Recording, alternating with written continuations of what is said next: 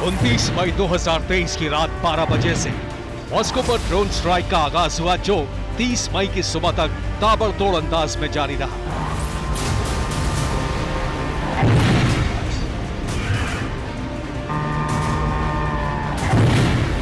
यकीन मान, चंद घंटों के भीतर यूक्रेन की तरफ से ऐसा ड्रोन हमला हुआ जिससे रूस की कैपिटल मॉस्को थर्रा गई।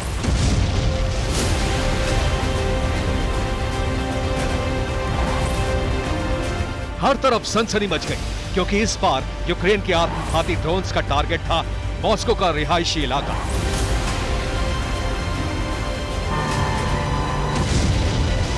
घर, मकान और कमर्शियल प्रॉपर्टी।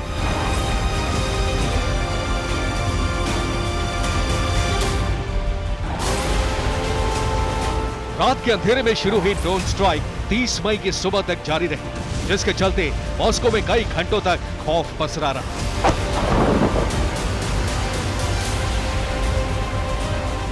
ड्रोन हमले और रेड अलर्ट सायरन के बीच लोग अपनी जान बचाने के लिए दुबके और सहमे बैठे रहे।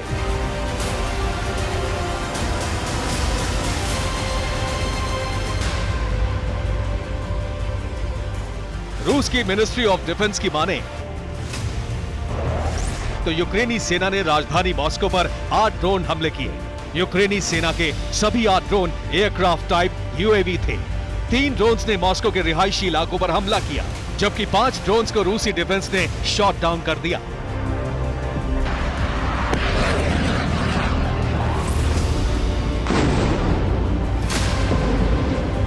रूसी डिफेंस के दावे को अगर सच माने तो यूक्रेन के महज 3 आत्मघाती ड्रोन ने ही मॉस्को को दहलाया।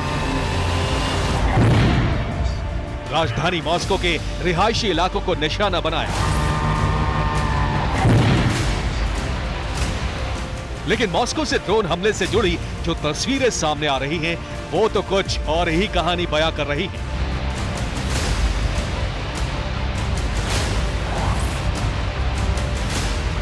मॉस्को के इस बहुमंजिला इमारत को देखिए, जिसके ऊपरी हिस्से में यूक्रेन का यूएवी टकराया। इमारत के शीशे टूटे हुए हैं। आगे का हिस्सा आग की लपटों और धुएं के चलते झुलस चुका है। वहीं इमारत के सामने से गुजर रही सड़क पर ड्रोन का मलबा पड़ा है।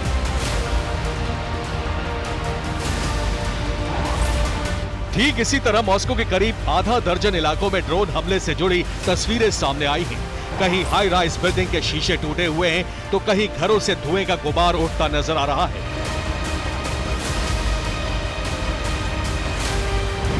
ऐसे में सवाल खड़ा होता है कि क्या यूक्रेन ने मॉस्को पर 8 से ज्यादा ड्रोन स्ट्राइक की? क्योंकि रूसी टेलीग्राम चैनल की तरफ से ड्रोन हमले से जुड़ा जो खुलासा हुआ है,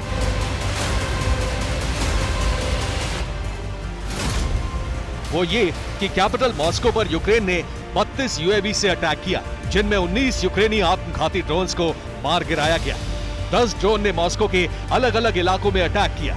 3 ड्रोन्स मॉस्को के रिहायशी इलाकों में इमारतों से टकराए।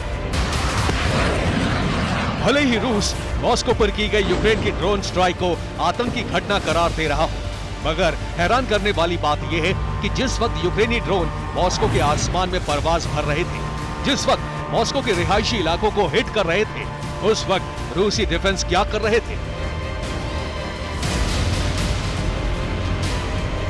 क्यों उन्होंने यूक्रेन की ड्रोन स्ट्राइक को नाकाम नहीं किया? क्यों रूसी डिफेंस सिस्टम ने यूक्रेन के आत्मघाती ड्रोन्स को तबाह नहीं किया?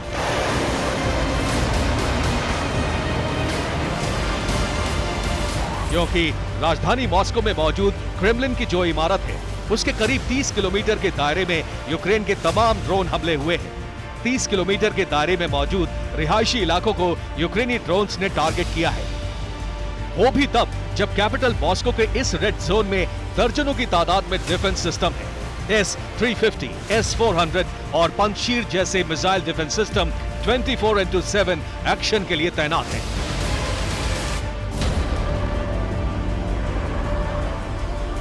सिर्फ मई महीने में मॉस्को पर हुई यूक्रेन की तरफ से ये ड्रोन स्ट्राइक इस बात का संकेत है कि यूक्रेन के आत्मघाती लड़ाकों ने रूसी डिफेंस सिस्टम को भेदते हुए मॉस्को में बारूदी कोहराम मचाया।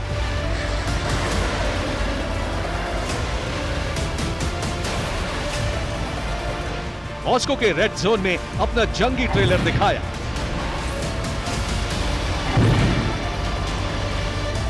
यूक्रेनी आर्म्ड फोर्स के अनमैन्ड लड़ाकों ने राजधानी मॉस्को के उस इलाके में भी दस्तक दी जहां रूसी प्रेसिडेंट पुतिन रहते हैं, उनका परिवार रहा है। दरअसल यूक्रेन की तरफ से मॉस्को पर किए गए ड्रोन हमले से जुड़ा यह भी खुलासा हुआ है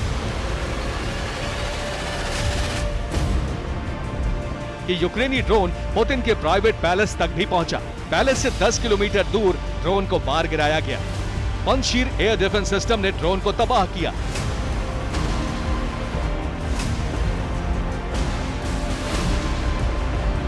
मतलब ये कि इस बार यूक्रेन की तैयारी पुतिन पर भी हमले की थी, मगर वक्त रहते रूसी डिफेंस सिस्टम ने UJ-22 कामिकाज़ी ड्रोन को मार गिराया। वरना अगर यूक्रेनी ड्रोन पुतिन के प्राइवेट पैलेस को हिट करता तो उसका अंजाम भयावह हो सकता था।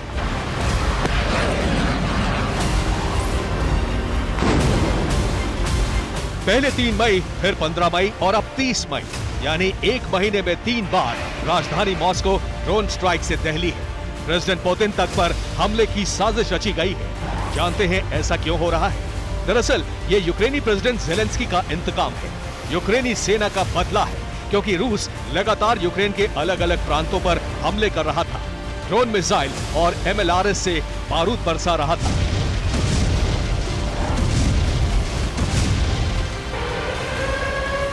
मगर 29 मई को कीव डे के मौके पर रूस ने यूक्रेन की राजधानी पर ही भीषण ड्रोन हमला किया, जिसके चलते आधे से ज्यादा कीव थर्रा उठा।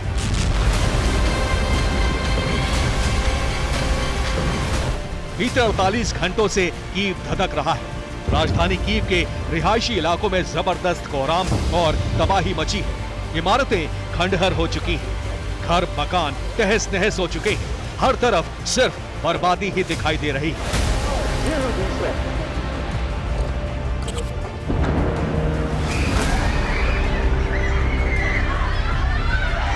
मतलब ये कि रूस और यूक्रेन के बीच अब बैटल ऑफ कैपिटल का आगाज हो चुका है, यानी सीधे मेन लैंड पर अटैक, जो इस बात का संकेत दे रहा है कि अब दो मुल्कों की जंग अपने फाइनल फेज में है, जिसमें किसी भी वक्त एटॉमिक कोहराम मच सकता है।